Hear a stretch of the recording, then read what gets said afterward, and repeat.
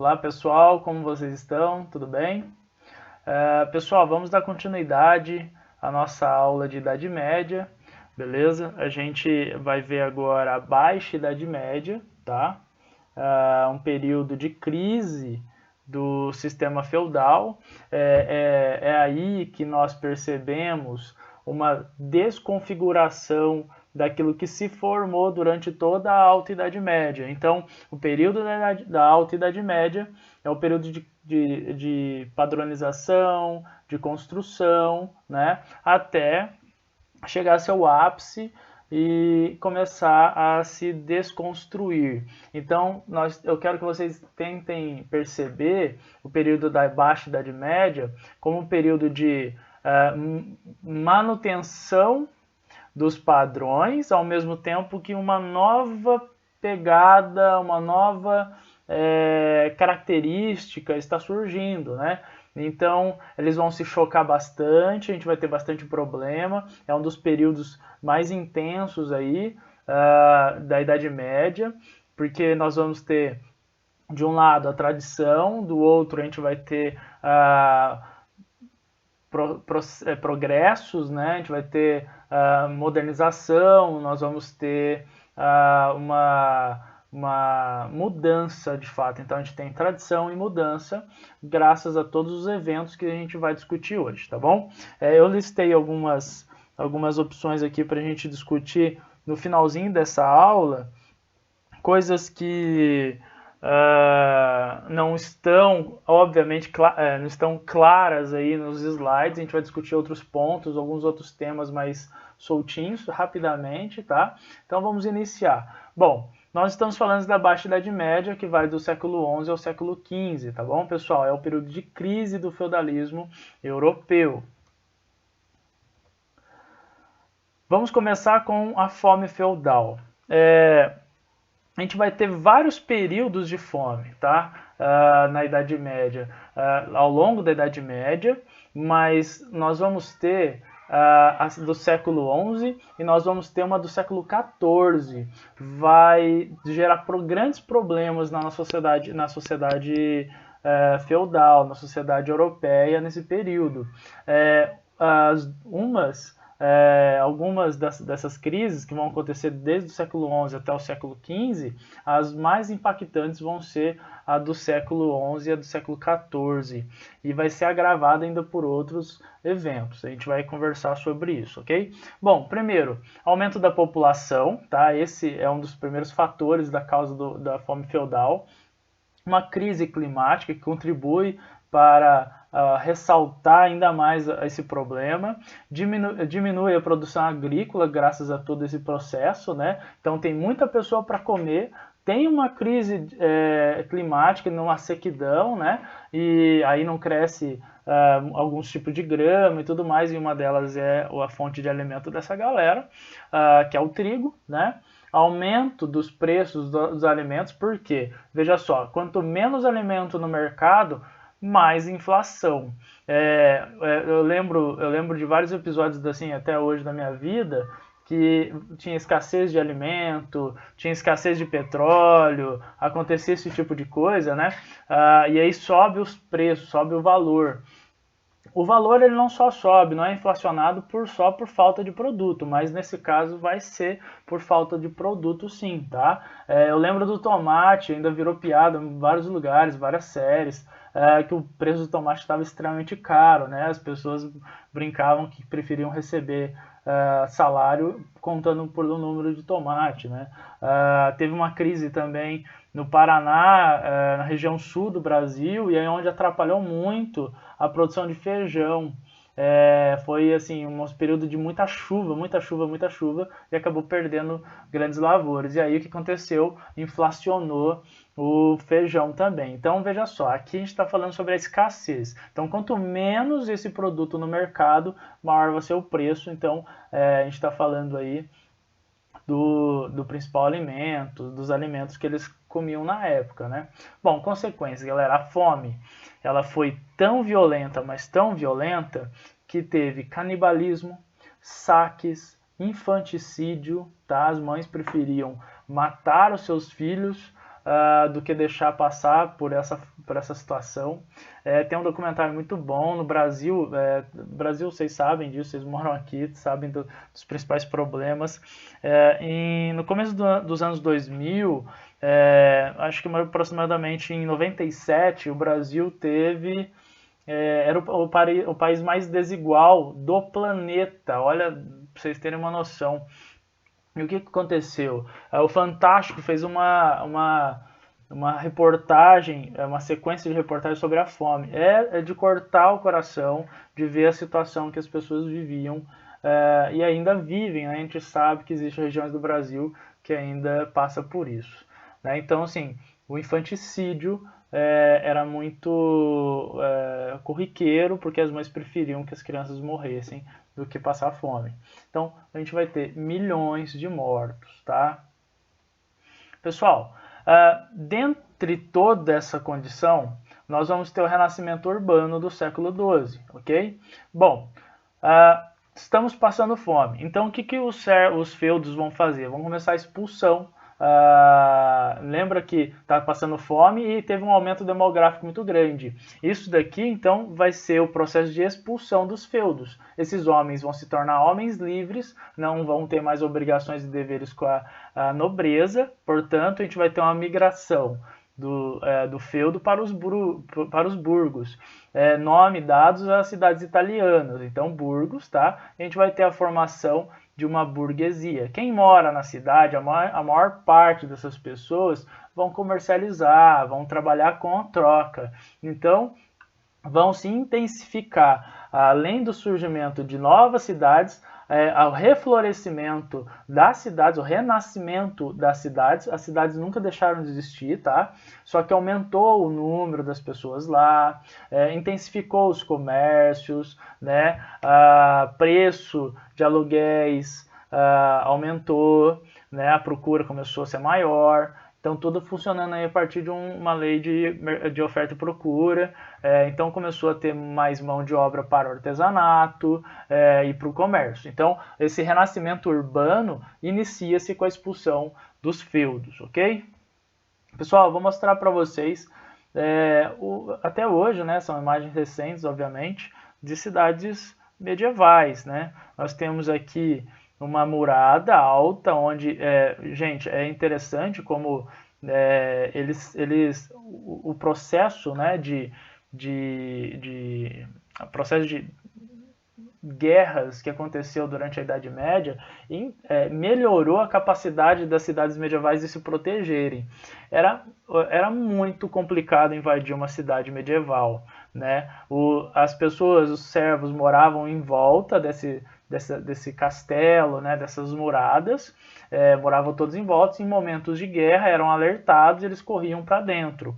Era normal usar armas biológicas, né, como Gengis Khan, os mongóis vão usar na China, e toda a sua expansão. Eles pegavam pessoas com doenças e jogavam, catapultavam elas para dentro das cidades medievais, e usavam como armas biológicas para, além de causar medo nas pessoas, causar a expansão de doenças como peste, né, e entre outras. Então, veja só, galera, são 2 muros, né, então, assim, para entrar numa cidade medieval era bem complicado mesmo. É uma sociedade, galera, eu quero que vocês entendam, que é uma sociedade toda desenvolvida para o cuidado e a proteção, né, da sua existência. Então, os feudos eram extremamente bélicos, né?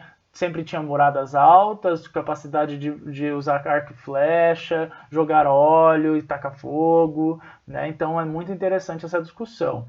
O espaço urbano, né, da cidade medieval é diferente da cidade ateniense, a cidade da Grécia Antiga, como a gente viu.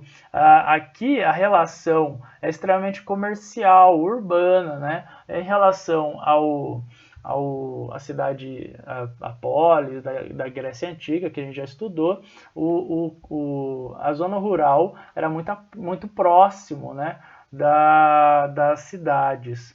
Então não tinha uma divisão muito clara, tá? Bom, continuando, vou mostrar outra para vocês, tá? É a mesma, na verdade, através de uma outra uma perspectiva, vocês podem perceber que é bem complicadinho mesmo de invadir. Aqui é a zona rural, né, em volta, para todo servo poder correr para dentro, alguma coisa assim. Galera, é importante vocês perceberem que os feudos tinham várias cidades dentro delas, né? Para vocês terem uma noção, o Portugal, o país Portugal, ele era um feudo. Então, várias e várias cidades existiam dentro dela, né? Então, era o feudo de Portucália, que foi conquistado, foi doado, né? Essa relação de suzerania e vassalagem no século XIV. E aí vai acabar surgindo no século XII, no século XIII ou século XIV, não me lembro direito. E aí vai acabar surgindo depois a unificação, e aí transforma-se em um país, o primeiro país moderno que vai existir. Pessoal, vamos agora falar sobre a nobreza despossuída, outra grande característica da Baixa Idade Média e que vai fazer uma mudança gigantesca em toda a Idade Média. Vai contribuir para a sua crise, tá? Para a sua modificação. A nobreza despossuída. Imagina que ao longo do século V, VI, VII, VIII, IX, X, né, vários séculos, nós temos nobres se reproduzindo, né, e tendo filhos. E o primeiro filho que herda todo, né? O feudo, as suas terras e tudo mais. Então a gente vai ter terras de menos para muitos nobres. Então vários nobres vão estar sem terra, né? Então o que vai acontecer? Esses nobres sem terras, segundos filhos, terceiros filhos, né, dessas famílias, vão ser favoráveis ao expansionismo. E aí, galera, a gente tem um grande inimigo, né, da Europa ocidental, da cristandade, da Igreja Católica, que são os árabes. Então a gente vai perceber um movimento muito grande, já tentando combater os árabes desde o século VIII, né, na União ali na Península Ibérica.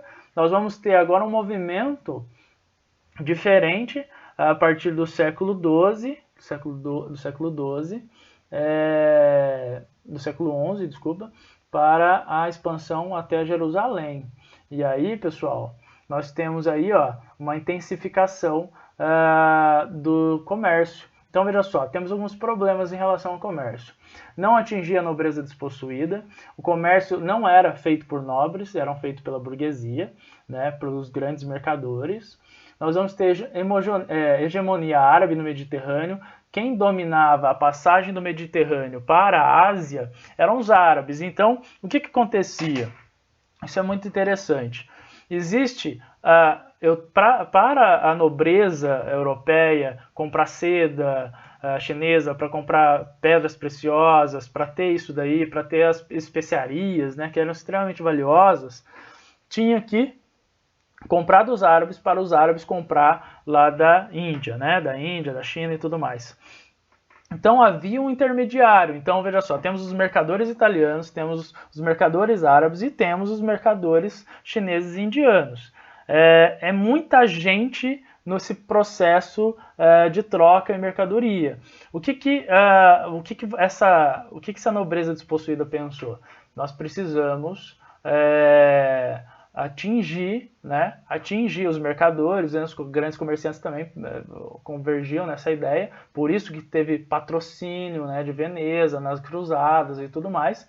Eles convergiam para essa ideia porque era favorável a eles essa ideia de expansão para o Oriente Médio. Então, falta de poder centralizado, faltava de padronização econômica na Europa. Então, o comércio, nesse momento ainda, né, apesar do ressurgimento, renascimento, início das cidades, nós vamos ter um comércio ainda bem truncado, bem difícil, né? Primeiro, os nobres não tinham interesse no comércio, né? Segundo, o Mediterrâneo estava dominado pelos árabes. E terceiro, não existia centralização política, eram vários feudos, né? Não se esqueça que o poder de fato ficava na mão da igreja e na mão dos senhores feudais, né? A gente sabe que existe a legitimidade do rei, né, mas ele era muito fraco, despossuído de poder. Quem ficava com os poderes eram os grandes senhores feudais e a Igreja Católica, que era um grande senhor feudal. Bom, vamos falar das cruzadas então. Em 1095, galera, nós vamos ter o Papa Urbano II convocando os europeus, a nobreza europeia, para as cruzadas. Então, para meio que resolver essa situação de... Primeiro, olha que interessante, três pancadas numa chance só.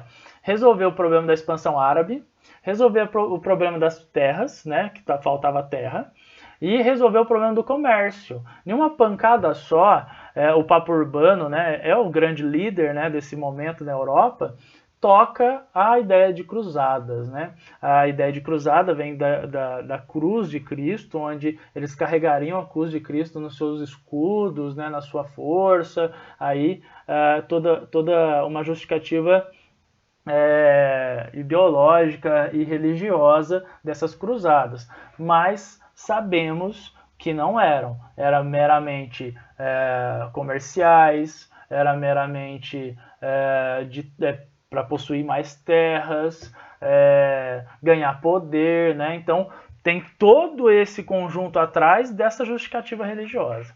Bom, causas. Necessidade de terras, como eu falei para vocês, questões religiosas, queriam a retomada de Jerusalém, os turcos, né, que dominavam, né, a terra de Jerusalém, estavam proibindo as peregrinações cristãs, então os cristãos não estavam podendo entrar.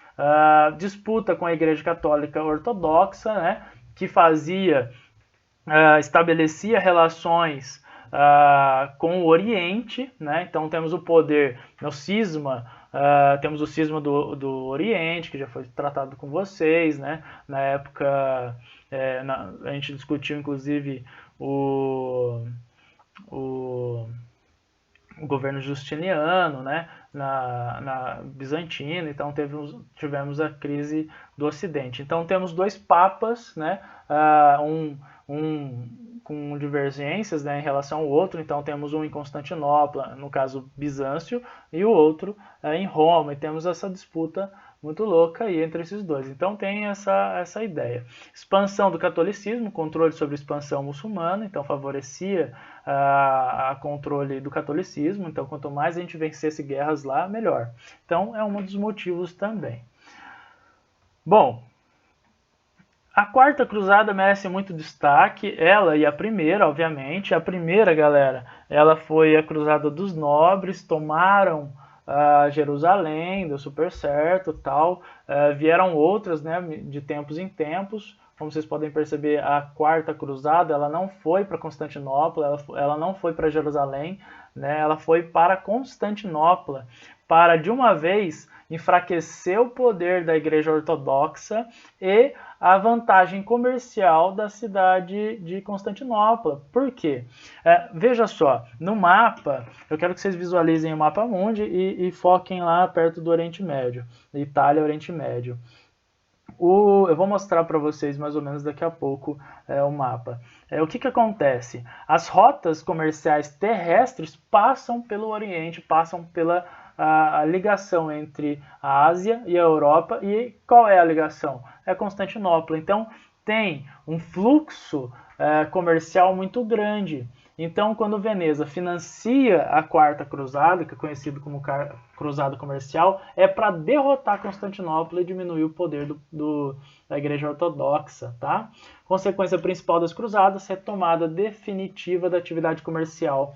Agora, não só os árabes, mas os italianos também dominam o mar Mediterrâneo e o comércio entre as Índias e a Europa, tá bom? Vou mostrar para vocês aqui, pessoal. Eu quero que vocês prestem atenção no cursor. É bem aqui Constantinopla, tá? Então toda a rota terrestre era necessário passar por aqui. Se não a marítima, que era muito difícil, tinha meses que eram águas calmas, que eram navegáveis, mas o comércio não pode parar, então temos vários e vários meses com águas turbulentas, então era muito complicado. Tem um filme bacana para vocês assistirem, eu já assisti várias vezes, chama A Cruzada, que dá para vocês terem uma representação do que eu estou falando, né? Dessas viagens, do que é o encontro do cristão com um árabe, né? Tem uma discussão aí, é claro que o filme foge um pouco das questões reais, mas muitos fatos ali são importantes, tá? São reais mesmo, verídicos. Bom, eu vou mostrar esse mapa para vocês porque ela vai mostrar os momentos cruzadistas, tá? Vocês podem perceber a primeira cruzada, a convocação é em 1095, mas ela parte de fato em 96. Depois a gente vai ter uma em 147, então permaneceu por um bom tempo a primeira cruzada, só que perdeu, aí volta a segunda cruzada. Aí terceira cruzada em sequência, a quarta, a quinta, a sexta, a sétima e a oitava, até as cruzadas de reconquista ou as guerras de reconquista aqui, ó, nessa região da Península Ibérica, que a gente vai comentar no finalzinho dessa aula também, ok? Bom, vamos falar sobre renascimento comercial, pessoal. Finalizadas as cruzadas, existe uma intensificação do comércio. Então, olha lá, no século XIII inicia-se um renascimento comercial. Eu quero discutir um pouco com vocês. Na Idade Média, na Alta Idade Média, não existia comércio? Existia. Só que era num fluxo e num grau muito pequeno. Imaginem só, vocês também vão adquirir produtos na vida de vocês que vão ser menos duráveis, né?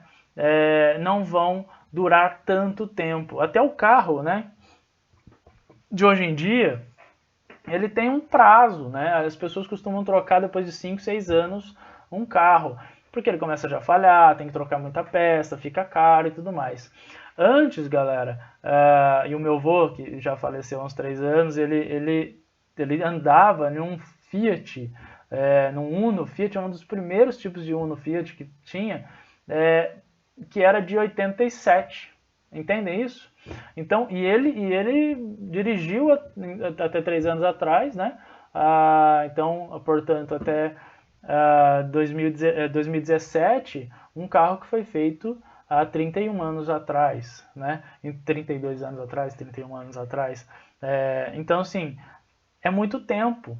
Ele só fazia manutenção e tudo bonitinho. Fusca, vocês olhem Araxá para vocês verem, tem Fusca até hoje funcionando. Bom, o que eu estou querendo dizer? Estou querendo dizer, galera, que no período da Alta Idade Média, os bens eram duráveis. Os produtos não eram feitos para ser comercializados e trocados rapidamente. Você tem relatos de que, por exemplo, na Idade Média, uma pessoa da família tinha a faca. Era uma faca, geralmente para o pai da família, né, o patriarca, onde ele cortava as coisas com a sua faca e distribuía no prato das pessoas. Então, veja só, são poucas coisas e eram passadas, né, demoravam para gerações e gerações, né? O brasileiro ainda tem costume de algumas coisas passarem de geração para geração, roupa, armário, essas coisas, na estante, a gente acompanha a família de algumas pessoas assim que, nossa, isso daqui tá na minha família há muito tempo, tal. Então, veja só, hoje, nosso momento é de um fluxo comercial muito grande. Então, por exemplo, eu tive um mouse e eu troquei ele em menos de 2 anos, né? Começou a dar problema, a gente já troca. Computador, né? Esse é o terceiro computador que eu tenho em menos de 15 anos, né? Então, existe um fluxo muito grande. É isso que eu estou querendo dizer para vocês. Intensifica-se, aumenta o consumo de coisas nesse renascimento comercial no século XIII. Então, vamos lá. Intensificação comercial, o comércio nunca desapareceu, isso é importante. Principais cidades, galera: Veneza, Nápoles, Gênova, aqui é onde vai sair os grandes navegadores desse período, né? O genovês Cristóvão Colombo sai de Gênova. Rota do Mediterrâneo, especiarias, tecidos, etc. Tudo aquilo que era muito valioso, que não tinha na Europa, tá? Isso é importante. O que era da Europa geralmente era muito mais barato, né? O que não era, vinha de terras longínquas, né? Era de alto valor. Então, nós tínhamos um monopólio agora árabe-italiano no Mediterrâneo. Região dos Flandes a gente vai ter artesanato. Região dos Flandes é acima da França, ali, né? Báltico é lá em cima, na região norte da Europa, com ligação mediterrânea. A gente vai, né, fazer a ligação lá de cima, tá, para o mar Mediterrâneo. Então a Inglaterra desce lá para o mar Mediterrâneo, e as rotas terrestres a gente vai ter destaque aqui para as feiras do Champagne, tá, que é na região francesa também. Pessoal, aqui é um desenho, um mapa para vocês das rotas do Império Romano. Só para mostrar para vocês como o Império Romano foi importante para a Europa, é importante para a Europa. Por quê? Essas rotas, né, elas vão continuar existindo, elas vão ser diminuídas por causa das invasões bárbaras, consequências disso, mas elas vão ser retomadas, isso é muito importante. Veja só o mapa atual. Nós percebemos que não muda, intensifica, aumenta, mas nós temos aí um remodelamento de todas essas rotas que eram do Império Romano, tá? Então aqui, ó, em cima, a linha vermelha, rotas terrestres, tá? Azul, as marítimas. Aqui, ó, Mar do Norte, Báltico. Aqui, ó, essa região é do Báltico. Ele faz a ligação com o Mar Mediterrâneo vindo para cá. As ligas hanseáticas, galera, essas roxas aqui, ó, tá? E as feiras da Champagne, que é esses pontinhos aqui, beleza? Agora vamos conversar um pouquinho sobre as formações de ofício e as cartas de franquia. Ó, temos o movimento comunal, né, que é um movimento das cidades italianas, das cidades medievais aí. A autonomia das cidades em relação à nobreza e o clero é de fato uma compra da cidade, de fato tirar do monopólio do senhor feudal das suas terras e deixar ela autônoma, livre, né? Então temos as cartas de franquia, que era a garantia de autonomia das cidades. Organizações comerciais burguesas, vamos lá. Objetivo, defender os interesses comerciais das cidades e garantir o controle sobre as atividades comerciais na região. Então, o que eram as organizações comerciais burguesas? Todas as que tiveram, como a Liga Hanseática, as guildas, as corporações de ofício, os jornaleiros, eram o quê? Garantir os interesses comerciais das cidades daquela região, para que em outras cidades, produtos de outra cidade não viessem competir com os produtos da cidade local. Então, nós temos aqui a Liga Hanseática, que é as cidades no Mar Báltico lá, as corporações de ofício, que vão ser os artesãos, tá? Nós vamos ter as guildas, que são os comerciantes, né? Organizações de ofício, jornaleiros, é a gênese do sindicato, né? Praticamente isso daí. Pessoal, vamos falar um pouquinho sobre a crise do século XIV. Nós vamos ter uma fome, lembra que eu falei para vocês, a mais intensa do que o século XI. Ela vai durar do 1315 a 1317. Ela vai ser extremamente violenta. Todas aquelas causas, aquelas consequências de tipo canibalismo, infanticídio, milhões de mortos, vai ser intensificado por causa da Guerra de 100 Anos, né? Vai pegar ainda a Guerra de 100 Anos. Então, veja só, a gente vai ter a Grande Fome e logo depois a gente vai ter uma guerra entre França e Inglaterra. Essa guerra, vou falar um pouquinho dela para vocês. Essa guerra é extremamente importante para a formação desses estados modernos, né? Inglaterra e França. Não existia ainda, tá, galera? Mas, por conta dessas guerras, a Guerra de 100 Anos, que na verdade não tem 100 anos, tem um pouco mais, vão ser, por causa delas, a França, né? Senhores feudais, a nobreza, o rei, vão se unir e pagar, inclusive, através de dinheiro da burguesia, dos impostos e tudo mais, grandes exércitos mercenários. Isso vai ser importante para os reis começarem a exigir, né, um controle maior sobre o exército daquela região, no caso França e Inglaterra, que futuramente vai se tornar o Estado moderno aí.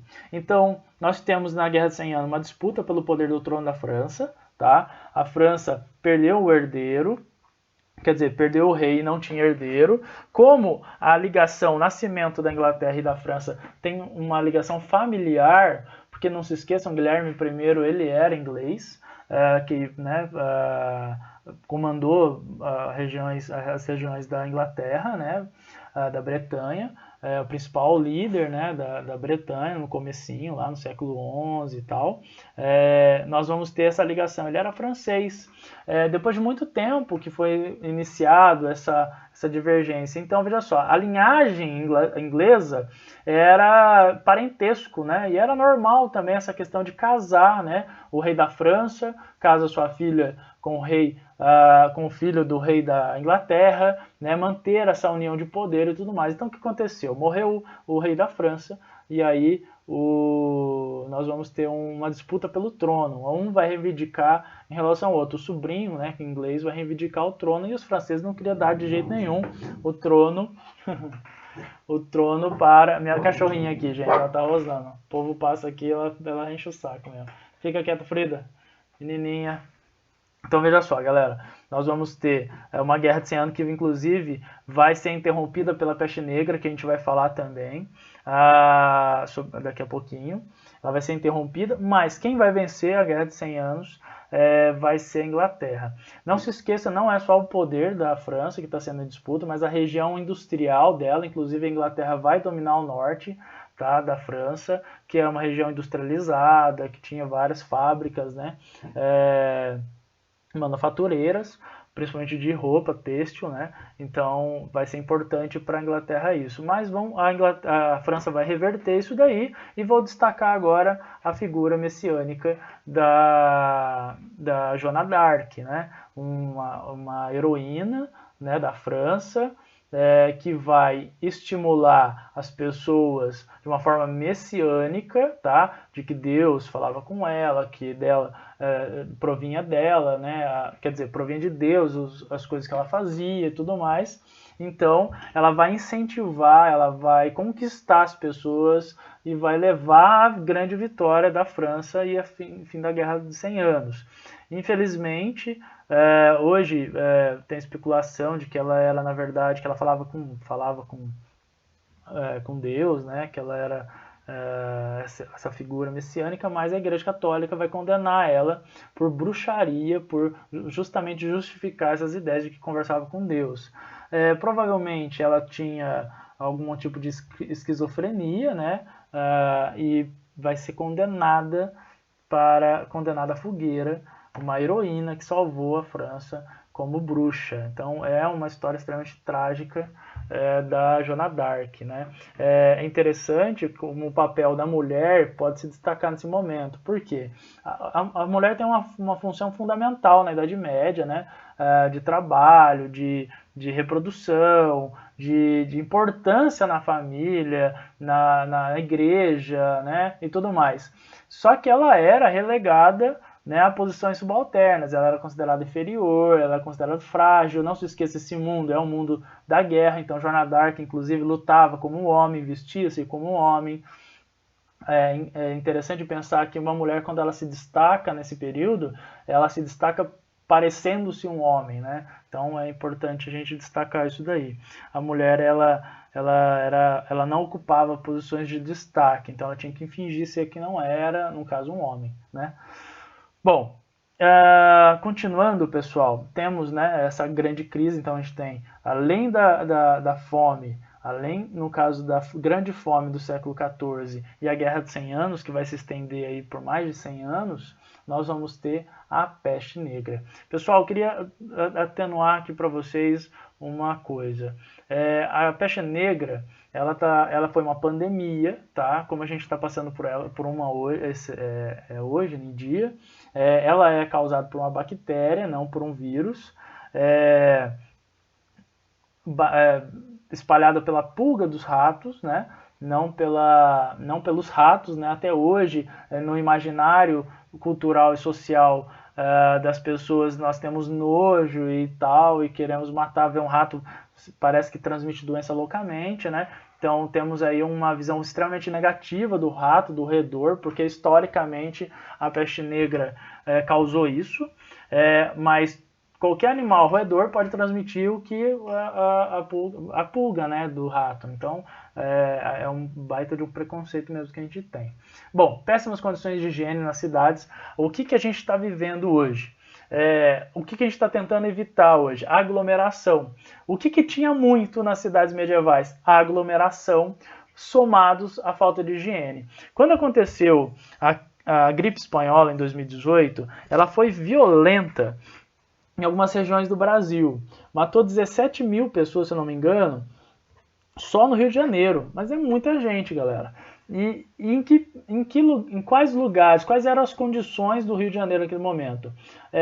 Cortiços. Não se esqueçam disso, a gente teve a revolta da vacina em 1904 e tal. Então, o que vai acontecer? Muito cortiço, muita formação de favela, né? No Rio de Janeiro. Então, é muito perigoso, para quem já viu uma foto, uma imagem de uma favela, ou já visitou, tal, conhecem essa realidade, vocês sabem que a aglomeração é gigantesca e a falta de higiene é enorme, né? Não tem saneamento básico. Se eu não me engano, tem quantos por cento das cidades brasileiras não tem saneamento básico? 43%. 43%. Estou pedindo ajuda da minha esposa aqui, que ela trabalha com essas coisas. 43% de cidades brasileiras que não tem saneamento básico, né? Água encanada, esgoto, né? Então é muita característica da Idade Média nesse período de peste negra. Bom, navios comerciantes, galera, tinham que ficar... eles eram os grandes transmissores, tá? Porque eles carregavam mercadorias tanto da Índia como para a Europa, então eles eram os grandes transmissores disso. 48% de... 35 milhões de brasileiros. Isso, 35 milhões e 48% das cidades brasileiras não têm saneamento básico e 35 milhões de pessoas vivem nessas condições, sem saneamento básico. Então é muita gente, viu, galera? Bom, demorava-se muito mais para se propagar a doença, tá, galera? O coronavírus, a pandemia atual, iniciou-se no dezembro do ano passado na China e esse ano, em menos de 2 meses, já estava em todas as regiões do mundo, né, no caso. A peste negra levou, na Europa, da Itália para a Inglaterra, levou 3 anos. Né? Levou muito tempo para chegar lá, mas chegou e fez regaço. Tá? Então, disseminação da peste negra, morte de 1/3 da população europeia, tá? Calcula-se em números assim, astronômicos, de milhões de pessoas, mais de 100 milhões de pessoas. Consequências: fuga das cidades, queda da produção rural, morre muita gente, mortalidade no campo, crise do poder intelectual da igreja, que não apresentou uma solução para a crise. A Igreja Católica iniciou o começo da peste negra negacionista, né? Ela começou com um discurso negacionista, negando que isso era um problema de saúde, na verdade, de saneamento, na verdade uma punição de Deus aos pecadores, só que o bagulho fica tão louco que papas, bispos extremamente importantes, famílias nobres começam a morrer, e aí a justificativa de que a igreja, como representante de Deus na terra, e os nobres, né, sangues azuis e tudo mais, estavam morrendo, já era, acabou esse argumento. Então, tem uma crise intelectual, né, crise do poder intelectual, e aí, galera, o que surge nesse momento? Quem que dá as respostas para esse momento são os cientistas, que hoje chamamos de cientistas, né? Os barbeiros, que eram os médicos antigamente, eles tratam dessas doenças, eles encontram caminhos e padrões para diminuir essa doença, para resolver o problema. né? Então, o que eles começam a fazer? Diminuir a aglomeração e começar a isolar as pessoas e tudo mais. O problema na Idade Média é que a falta de conhecimento era gigantesca, tal, então as pessoas que morriam de peste negra eram jogadas na rua, as pessoas tinham medo daquela pessoa, então elas jogavam o corpo dela na rua, e aí piorava toda a situação. Também aprenderam que tinha que queimar para não transmitir, né? Matavam muitos ratos, matavam muitas, culparam pessoas, teve um genocídio muito grande de judeus nesse período, na cidade inteira, milhares de judeus foram mortos porque achavam que era o judeu, uma praga dos judeus sobre o povo cristão, então é uma coisa louca, né? Aí os judeus fugiram para a região da Polônia, que inclusive vai ser um dos maiores, na Segunda Guerra Mundial vai ser um dos maiores campos de concentração do nazismo, que é Auschwitz. Bom, a crise do poder intelectual, portanto, e eu vou aproveitar dentro da peste negra para discutir um outro tema com vocês, que é o surgimento das universidades.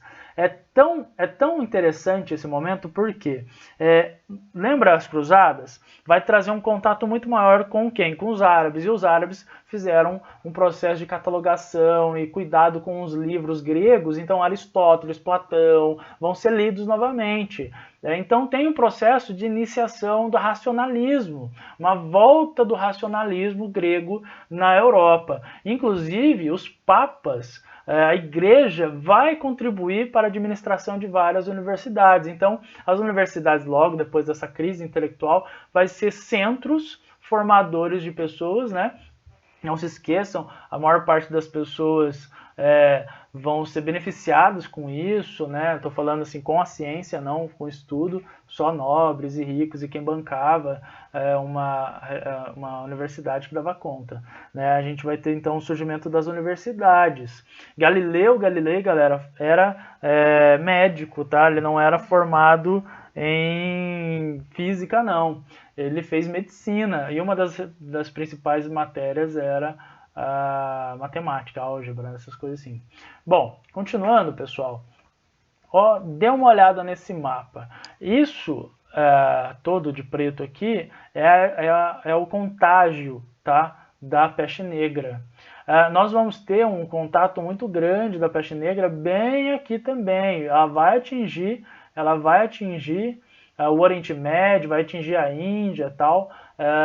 Até culpam o Oriente Médio e a Índia pela expansão, trazer a peste, né, para a Europa. Mas não se sabe ao certo de onde veio isso. Bom, a expansão, galera, como vocês podem ver, pegou muitos lugares e matou 1/3 da população europeia. Então foi uma pandemia. Pandemia, galera, porque atingiu todo mundo conhecido, tá? Exceto o continente americano, que não era conhecido pela Europa. Então nós temos aí a peste negra. Pessoal, estabilização, vamos para finalizar essa aula aqui, ó. Estabilização da crise no século XIV. No finalzinho do século XIV a gente vai ter uma retomada do comércio, um fortalecimento do poder econômico da burguesia, tá? Só para vocês entenderem, acaba isso, nós vamos ter uma falta gigantesca de mão de obra, tá? Morre muita gente, então vai se aperfeiçoar os métodos e as tecnologias para a produção econômica, agrícola, tá? Então vai se intensificar isso daí.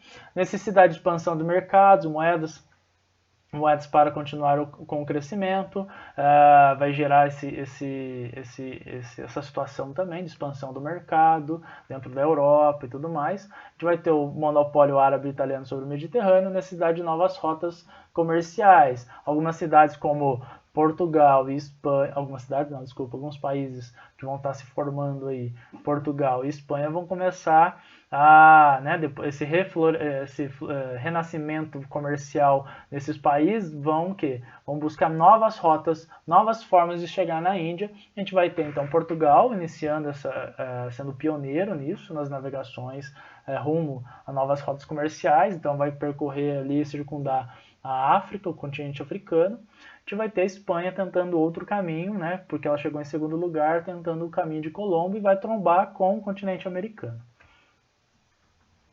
Bom, formação das monarquias nacionais. Eu não quero entrar nisso daqui, mas eu vou já dar uma repassada com vocês, tá? Eu vou falar numa próxima aula sobre a formação das monarquias nacionais, que é muito mais complexo do que isso, mas de forma genérica é isso daqui.